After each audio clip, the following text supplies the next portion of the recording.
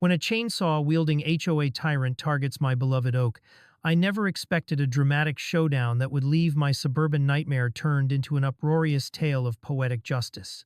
I might have still been blissfully sipping my morning coffee if it weren't for the horrific sight of Karen Fletcher, the feather-haired warlord of the HOA, revving up a chainsaw like a villain in a low-budget horror flick. The sun was shining brightly, birds were chirping, and yet there it was, a cacophony of impending doom, with that wretched roar of destruction drowning out nature's comforting melodies. My beloved old oak tree stood steadfast in my yard, roots deeply embedded in the soil, seemingly unaware of the chaotic shenanigans about to unfold. Honestly, I could almost hear the tree gods crying out, "Not on our watch," as I stood frozen, coffee cup in hand, mouth agape, and filled with equal parts disbelief and incredulity. My neighbors, of course, capitalized on this spectacular show. A mini audience had gathered on their porches, popcorn in hand, ready for a front-row seat to this Karen Gone Wild, the tree trimming edition. I swear I could hear someone whisper, "I hope it collapses on her." Gathering my wits and my righteous indignation, I charged over to Karen, who was geared up like she was preparing for an expedition to cut down the Amazon. "Excuse me," I shouted over the ungodly noise, and for an absurd second, I thought about how my coffee might be my final act of defiance. "Are you seriously about to cut down my tree without my consent?" I expected a reasonable debate, perhaps a sign of acknowledgement of the laws regarding property. Instead, with her perfectly sculpted eyebrows twitching in disdain for interruption, Karen smiled like the Grinch who just concocted his most devious scheme. "Oh, Lila, sweetheart," she drawled mockingly, "it's time to take a little ownership. Your tree has become an eyesore. Plus, I'm just doing my duty as HOA president." The audacity! I could hardly contain my psychological rosary of eye rolls and sarcastic remarks, but managed to keep my cool barely. The sheer entitlement spilling out of her mouth was like watching a toddler, insisting they deserved the biggest piece of birthday cake. "Your duty?" I shot back, arms crossed in defiance. "More like your delusion. Isn't there a special place in the HOA handbook that outlines how to respect personal property?" Of course, I'd read the handbook, cover to cover, with even sticky notes manifesting a map of grievances. Karen, however, clearly studied a different manual titled How to Be a Control Freak 101. I swear she had it binding stamped in gold, proudly displaying her delusions of grandeur right next to her fanciful bouquet of designer handbags. Concealing my snicker, I glanced toward Theo, who was trying desperately to drink his latte while suppressing laughter. His eyes sparkled with mischief. "I really think you should reconsider, Karen," I ventured again, my voice dripping with honeyed sarcasm. "Because last I checked, chainsaws were not authorized equipment on our HOA-approved tools list unless it's a community lawn day event." A grin crept across my face, for I could practically feel the power coursing through me. A not-so-rebellious homeowner standing up to neighborhood tyranny, while the neighbors clutched their snacks in eager anticipation. Karen's lips twisted into a scowl, and her indignation was palpable as she threatened, "You don't want to go down this road with me, Lila. You know I have very strict notions of decorum and will not hesitate to make your life difficult if you stand in my way." Ah, the mercy of a chainsaw-wielding dictator. I bit my lip to stop a laugh. How could anyone take her seriously when she looked ready for a scene in a roadside play about HOA horror? As if the universe had decided to intervene and strike a blow for the oppressed, the moment Karen unleashed the chainsaw upon my majestic oak, its branches began to tremble, as if in a final farewell. The ground beneath the tree quaked as if it were trying to do its part in defending this arboreal titan from the tyranny of Queen Karen. I could feel the momentum shift, as if all the gods of the neighborhood were leaning in closer to witness this almost Shakespearean disaster unfold. Foot by foot, the tree shuddered, branches crawling like they were desperately trying to escape the impending doom. Then it happened. The wood cracked, and the ancient giant toppled, landing right on Karen's pristine rooftop with a resounding crash that had everyone gasping in thrill. If karma wore a dress, it would be elegantly made and undoubtedly refuse to associate with entitled HOA presidents. I could hardly contain my glee as I feasted on the sight of her shocked expression while the tree sat triumphantly upon her roof, nestled in a casual defiance of all HOA regulations. "Well, this is rather unfortunate, isn't it?" I dared to smirk, my smile practically stretching to my ears. Theo burst into laughter, practically rolling on the grass, and I could hardly blame him. Who wouldn't find joy in witnessing a living embodiment of poetic justice? Of course, I was aware that my neighbor's fall from grace would probably mean certain repercussions for me. I could only imagine the war she was brewing in her mind to retaliate. But in that moment, amidst the wood chips and scattered leaves, with her chainsaw dulled and pride shattered, I felt alive. What would be her next move? I mused. The ultimate HOA counterstrike left to be seen. Everything felt oddly lighter, as if the suburban air had freshened, and tree gnomes were brazenly celebrating the rebellion of nature over tyranny. I couldn't help but think, did the universe just hand me the most sublime conversation starter of the season? This was drama worth sharing. With my spirit buoyed by the absurdity of it all, I stepped forward to examine the scene, feeling like the victor in an unexpectedly delightful skirmish. I only hoped Karen had the good grace to see the humor in this. A woman wielding a chainsaw wound up bested by an ancient oak. Or would she cling to her delusions of power and give me an eternity of HOA drama, fueled stories to share with my popcorn-guzzling spectators? How many more chainsaws would it take to chop down her inflated sense of entitlement? As I stood there, my heart danced with excitement, a giddy thrill bubbling within me, like a soda shaken too hard. Karen's horror over the fallen tree was unmatched by anything I could have dreamt up. But as the realities of her collapsed expectations sunk in, I could also see the challenging battle that lay ahead for me. You see, Karen Fletcher didn't just signify the HOA's callous disregard for a homeowner's right to coexist peacefully with nature. She was the very emblem of suburban entitlement. I could almost hear her internal monologue scream, "How dare you defy me?" as she stood frozen, caught somewhere between shock, outrage, and the unmistakable realization that her control was slipping right through her manicured fingers. Goodness, it feels like I've just witnessed a Shakespearean tragedy directed by a B-movie horror director, I muttered gleefully to Theo, who was now struggling to catch his breath from laughter. He glanced over with wide eyes, a mixture of shock and jest playing out across his face. "This is better than any reality show. I want to recap when this is all over," he promised, wiping tears of laughter from his cheeks. As if on cue, the neighbors erupted with amusement, cheers and gasps erupting from the crowd, as if they were at a medieval joust, rooting for the dark horse rather than the entitled knight. Karen, embodying all the dignity of a fallen monarch, pulled herself together as I crossed my arms and awaited the inevitable fallout. I imagined there was a brief, hopeful moment where she thought about laughing it off, an attempt to spin this disaster into an HOA-approved comedy. But with the tree disconnecting itself from its severed roots, Karen's face turned the very shade of her impeccably curated blouses, a hue that could only be described as apoplectic beige. I half hoped she would simply own the moment and join the laughing crowd, proclaiming her love for nature while inadvertently garnering sympathy for being thrown under the proverbial bus, or tree in this case. "Lila, this has gone too far," Karen finally bellowed, attempting to regain an ounce of her lost command. "I will not tolerate this insubordination. You will pay for this. Mark my words." At that moment, I had the sudden urge to cheer her on. "Yes, please tell me you'll take me to HOA court over a tree that had every right to exist." I couldn't help but smirk. I was no stranger to Karen's drama. I had often fantasized about how far she was willing to go to regain her long-lost power. But now, emboldened by the victory gifted by my leafy protector, the only thing I felt compelled to do was bask in this newfound exhilaration. The crowd circled closer, their faces alight with amusement, surfacing common sentiments that until now had been hidden behind their front porch decorum. I caught snippets of teasing remarks. "Hey, Karen, I thought oak trees were friends, not foes." And, "Can we arrange a fallen tree victory party?" Quickly, a t-shirt graphic designer emerged from within the fold, already sketching a Team Lila shirt with a majestic oak prominently displaying its foliage. The joyous cacophony rang in stark contrast to the reality that loomed over us. I fully expected a retaliatory HOA meeting worthy of every horror film combined. As if conjured from my own wild imagination, my mind flickered to the potential outcomes of such an unsanctioned HOA showdown. Would she try to claim damages, orchestrating some ill-conceived narrative that pointed at me as the villain? Or worse, concoct some absurd community guidelines committee that had some sort of bizarre vendetta against unapproved trees? Despite the looming threats, the joy of this moment lingered in the effervescent air, as if the universe had given me a golden ticket marked laughable victory.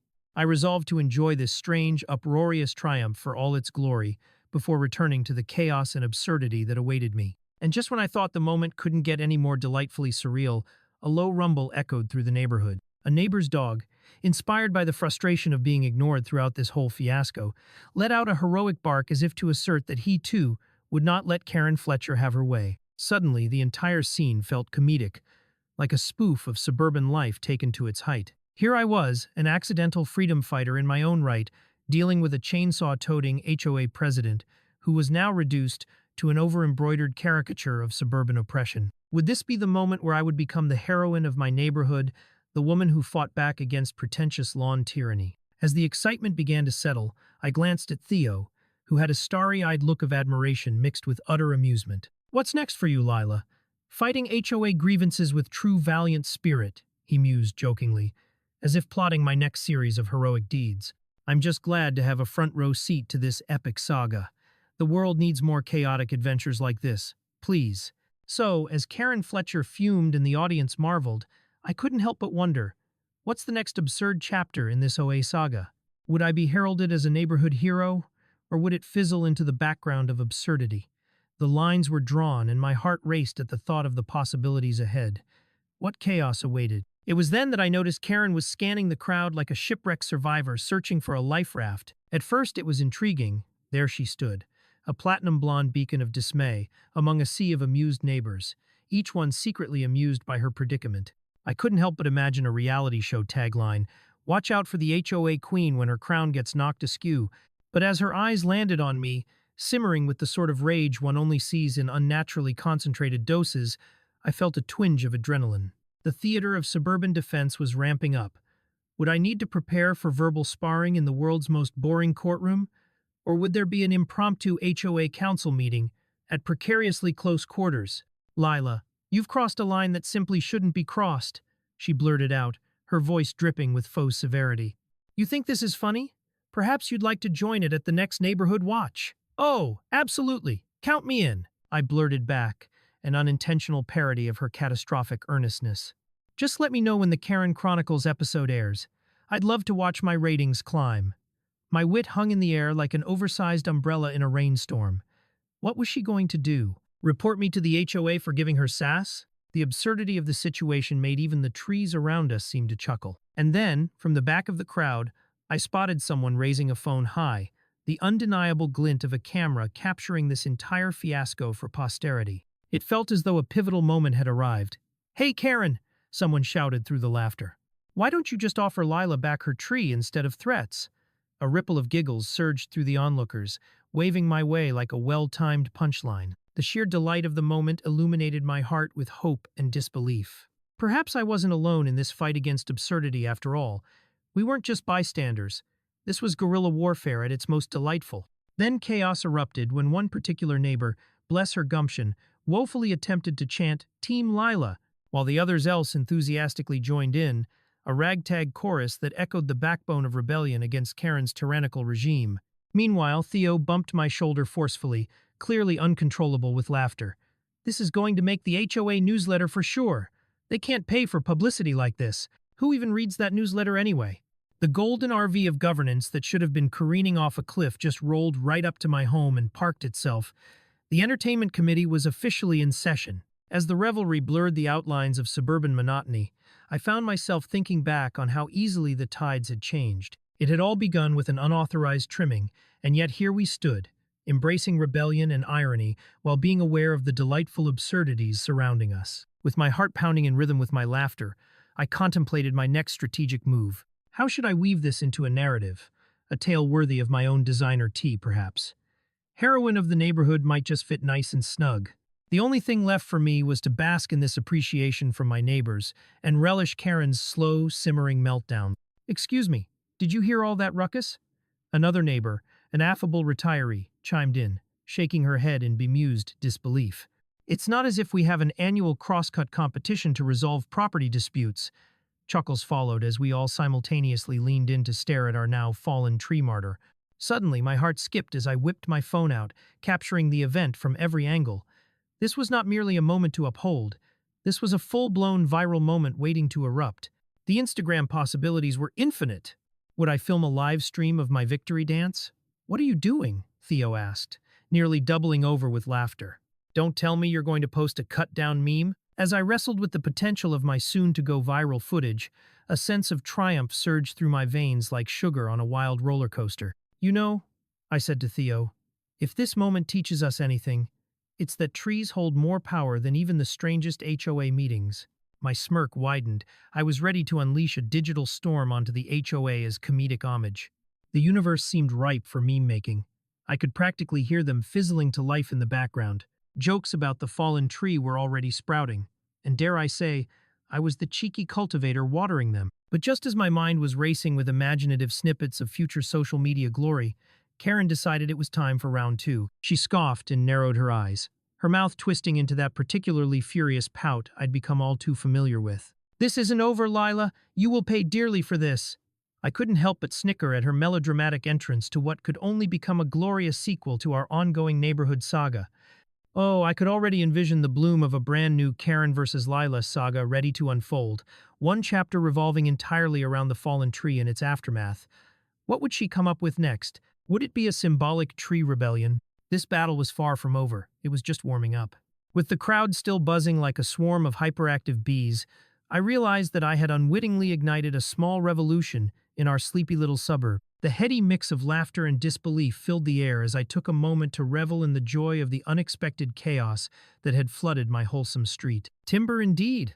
I couldn't help but exclaim, taking a theatrical bow that would make any Broadway star proud.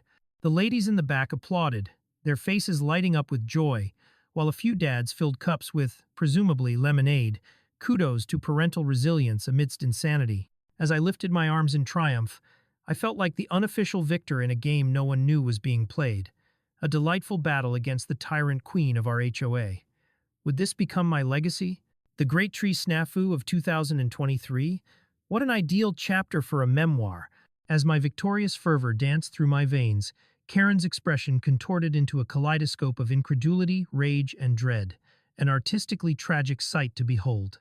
"This is completely unacceptable," she reiterated, holding up a finger as if it were a magic wand meant to diminish my burgeoning fan club. "I'll see you all in court. This is no laughing matter." Oh, Karen, bless your overdramatic heart. I almost felt sorry for her. Almost. A sense of glee bubbled within me, fueled by thoughts of my loyal supporters, my once dim neighbors now fully engaged in the catastrophic comedy playing out before us. I mean, how often does an HOA president hurl threats like confetti, while a tree of dubious legality becomes the centerpiece of a neighborhood performance art? Theo, always my gleeful sidekick, leaned into me and muttered, "I swear, this could be the winning moment for your neighborhood stand-up career, Lila." The next HOA meeting could just be a roast of Karen. His laughter was infectious, and the spectacle unfolding felt like a live montage of hilarity and absurdity. Meanwhile, Karen clutched her phone with the ferocity of a contestant on a reality show about her impending faux pas. "Lila, do you really think I care about your silly little garden? My lawyer will eat you alive?" She shot back, her voice shrill and over the top. "Oh dear Karen, you must be mistaken. Not only do I care, but I have also transformed my once quaint patch of earth into a comedic battleground." The adrenaline coursing through me was as potent as a double-shot espresso. "Actually, Karen, I'd argue that your threats are about as intimidating as a weed whacker. Did you forget that it's a Saturday, the sacred time to decimate HOA drudgery?" I retorted, eliciting a chorus of laughter from my newfound crowd. Perhaps I would become the David to her Goliath, courtesy of some ironic twist of fate and a rogue tree, unsuspectingly serving as the catalyst of absurdity. The image of Karen flailing on her roof, gavel in hand, while she called her lawyer made me burst into a fit of laughter. Would my future weekends be spent dissecting neighborhood politics into sketches? This was material worthy of Netflix. In a stroke of comedic timing, the breeze picked up, sending a few leaves fluttering into Karen's perfectly coiffed hair. Oh yes, poetic justice at its finest. Karen's expression morphed into a quartet of emotions, first annoyance, then flustered realization, followed by despair, and lastly, a fleeting moment of surprise as she wrestled with the leaf that had chosen her crown. "This isn't over, Lila," she howled again, her voice carrying the flames of 1,000 marshmallows. "Trust me when I say, I'll get my revenge." I couldn't help but chuckle at the melodrama, picturing some elaborate revenge plot involving rogue pine cones or a rogue lawnmower. As I glanced back through the faces of my fellow neighbors, their unrestrained grins conveyed something I had longed for: unity in the face of HOA nonsense. It felt less like a one-woman rebellion and more like a flash mob uprising against the perceived divine right of the HOA.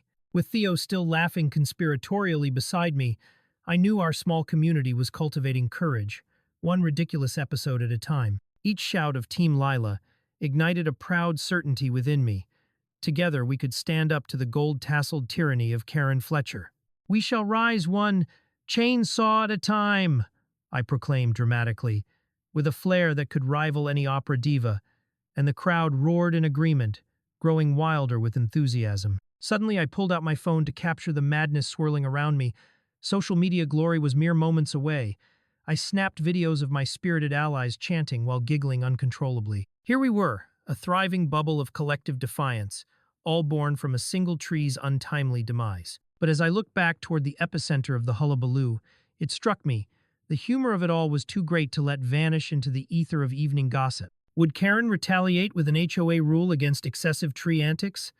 Would we be forced to hold our own neighborhood smorgasbords to barter for lighthearted reprieve? Unquestionably, the saga was still flowering. In the amount of time it took for the sun to set, I felt a mixture of dread and anticipation rise like a warming tide. What would happen next? Would the next round be another HOA meeting, albeit peppered with an entire ensemble cast of comedic characters? I was both delighted and apprehensive, wondering how high the stakes would rise in this surreal suburban drama yet to unfold. As the applause began to die down, and Karen warbled her threats into the ether, like a desperate diva longing for a standing ovation, I couldn't help but savor the moment. Here I was, standing in the heart of the chaos, the self-appointed heroine of my own suburban epic. With the muted hues of the evening setting in, I could practically feel the euphoria of my neighbors lift and swirl above us like confetti in a light breeze. My heart swelled with glee as I imagined newspaper headlines. "Local woman leads revolution against tyranny of HOA," or "chainsaw shenanigans." The day a tree became a symbol of defiance. Oh, how deliciously absurd this was! Who knew one unfortunate tree could stitch together the fabric of unity among a once quiet community? But of course, amidst the cheers and laughter, there was Karen, her face an artwork of disbelief and irritation, pushing that lovely platinum hair out of her face like a great white shark emerging from the waters. "You will rue this day, Lila," she bellowed, hurling out accusations of lack of respect and poor neighborhood standards, like an opera singer reaching for her highest note. I couldn't leverage the sweet taste of victory without her misguided passion fueling the fire. There was power in her outrage, a potent mix of drama that was almost charming in its ridiculousness. Deep down, I felt a tingle of sympathy for her. She was nothing more than an unhinged animal trying to maintain her grip on a little slice of social power, flinging threats and hollow complaints as if they were bouquets, preserving her dignity. "Listen, Karen," I said, exaggerating the lenience in my tone. "Nobody wants to see you in court over a tree that volunteered to take a nosedive onto your roof. Maybe it's time you consider a new hobby, like maybe knitting or even learning how to appropriately wield a chainsaw." The cackle that erupted from Theo was infectious, a ripple that spread through our audience like wildfire. It was revelatory. This moment was not just a clash of wills, but an unshackled infusion of laughter into our ennui-stricken corner of suburbia. The tension hung thick, yet my gentle prodding of Karen's inflated sense of importance shattered it into fragile bits of amusement. The delightful absurdity transformed the ominous threat into a punchline, each quote from Karen feeling more ludicrous than the last. Just then, the keys of hope jangled from behind me as more neighbors emerged, rain or shine. They'd come to witness the spectacle. Lisa, our endearing neighbor from 3 doors down, climbed atop her little gardening cart, wielding a flower pot like a trophy. "Team Lila, let's reclaim our community," she yelled, rallying the troops as if she were the commander of a twisted army of floral warriors. My heart soared. Who knew we harbored such fervor beneath our well-manicured lawns? Suddenly, I was reminded of my childhood dream of being a leader, a princess of this whimsical realm, fighting against absurdity with all my heart. Who would have imagined that I'd one day be at the front lines of an HOA civil war? The energy in the air was electric, raw, joyous chaos. Voices melded into a symphony of rebellion against oppression. Metaphorical pitchforks raised high as Lisa distributed her blooming pots like magical amulets of empowerment. I could see the sleepy faces of neighbors who once nodded quietly at HOA meetings, now ignited by the thrill of defiance. "This isn't just about a tree," shouted one dad, exulting as he took his place beside me. "It's about our right to live without this ridiculous meddling." Each proclamation erupted like fireworks, while Karen's face curdled into a mixture of frustration and astonishment. The reality of my situation slinked back to the forefront, By standing my ground, we had created a moment, a delicate revolution fueled by laughter and a shared longing for freedom. Just then, I spotted a flicker of movement in the corner of the street. It was the HOA's lawyer, Marcus, decked out in his crisply ironed suit, arriving in the most theatrical style possible, as though he was marching into battle. He looked completely unprepared for the circus unfolding before him, while I couldn't help but stifle my laughter. "Watch out, Lila," Theo exclaimed teasingly. "Here comes the ultimate power move."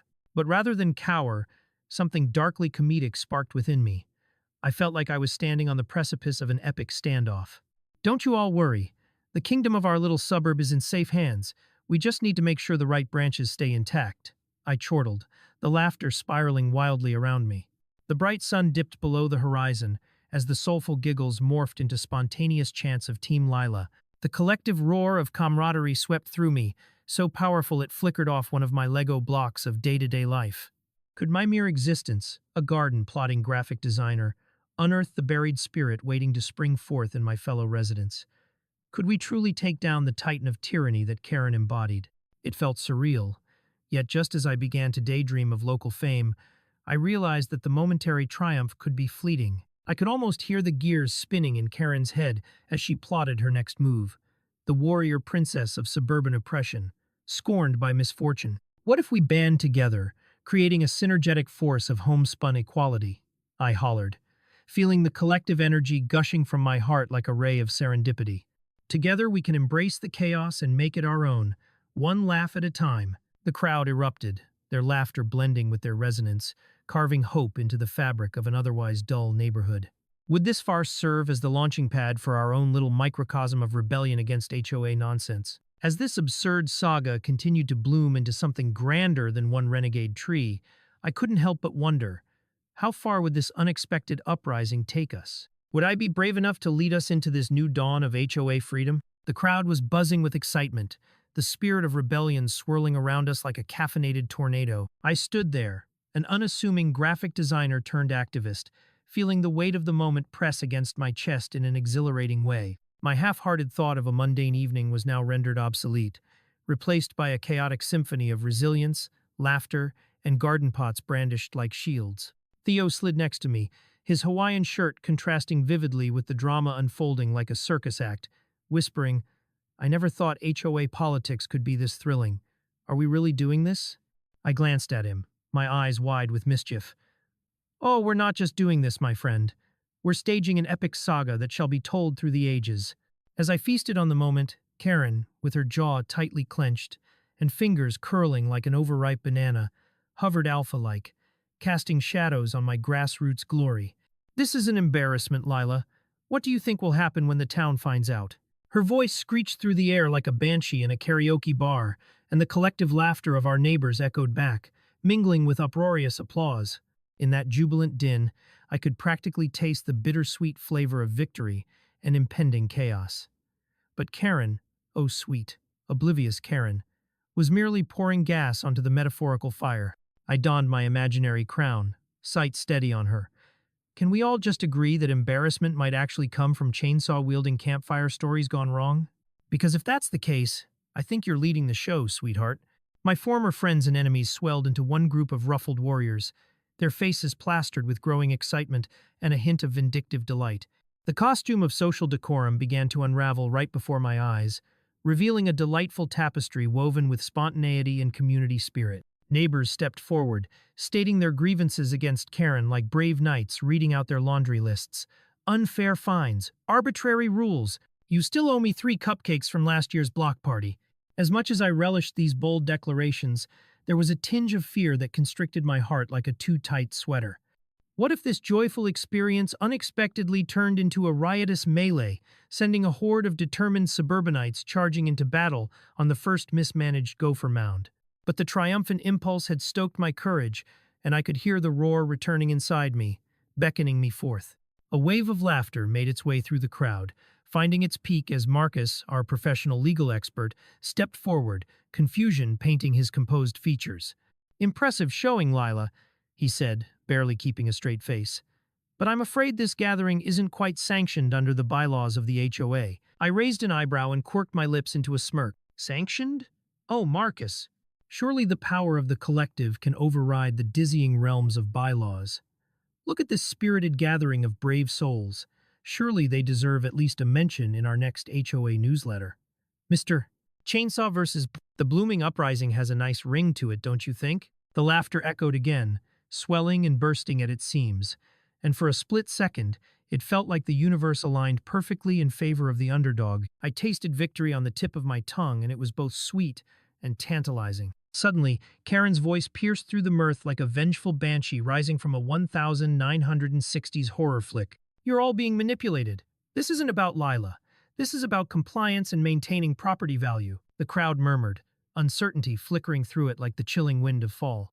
I took a deep breath and channeled my inner lion, the one that insisted on standing up against any whiff of suburbia's strangling absurdity. Karen, property values thrive when communities thrive. We're not fighting against rules, we're pushing back against absurd tyranny masked in floral wallpaper. Is this truly the image you want to project as our fearless leader? Commander of the Chainsaw, it lacks a certain finesse, wouldn't you concur? The crowd burst into another round of laughter, and I felt the tiny flickers of hope ignite into roaring bonfires of defiance. But the serious undertones of our saga didn't dissipate entirely. I noticed a few of my neighbors' faces, painted with apprehension and the desire to not be the dissenters in the delicate ecosystem of our HOA. A quick glance at Theo assured me that I wasn't alone in steering this ship towards Crazy Town. With renewed determination, I announced, if we do not stand together against absurdity, how will this neighborhood really feel like home? It's time to embrace our collective power. The enthusiasm surged as Lisa beckoned others forward, her flower pot firmly held above her head like a trophy won in battle as she declared, "For every tree that falls, let us plant 10 more." Her quirky rallying cry echoed back to the crowd, transforming our vulnerable and hesitant audience into a fully fledged army of freedom fighters, prepared to drive home the message that our absurd communal plight was the real story. In the midst of it all, I felt a moment of clarity swirl through me, creating a lightness around the heavy weight of the revolution brewing. Maybe this was how we were meant to live, embracing the absurdity, lifting one another on platformed pots, and the tiniest of petunias. Let's make chaos our best companion.